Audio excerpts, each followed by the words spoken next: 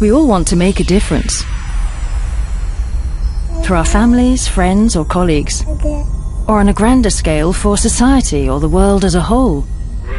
From creating jobs, helping patients or inspiring children, to making our planet more peaceful or sustainable.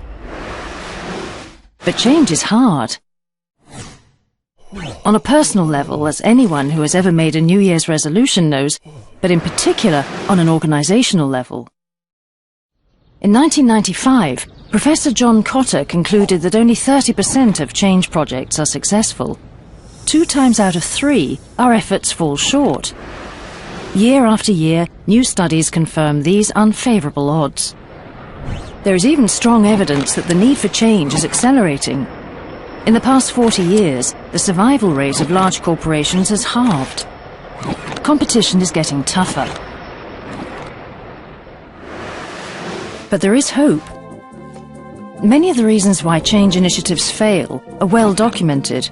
One essential problem is our tendency to underestimate and under-prioritise the softer aspects of change.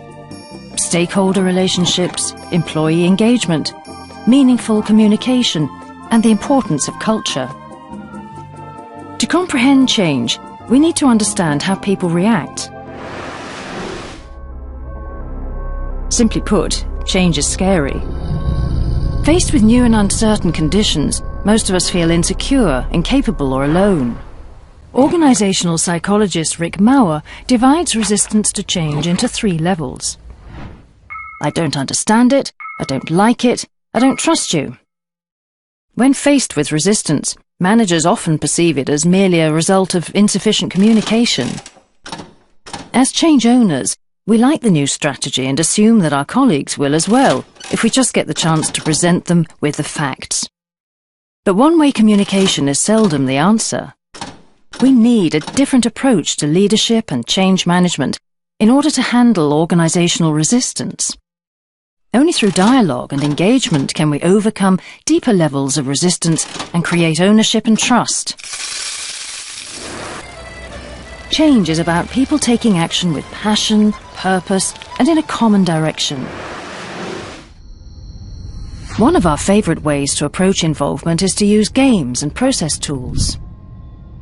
Using games and simulations professionally to train leadership skills and support strategy execution is an old tradition with roots in ancient India and the Kriegspiel of the 19th century Prussian army. Games provide a safe sandbox where mistakes are allowed and options can be tested.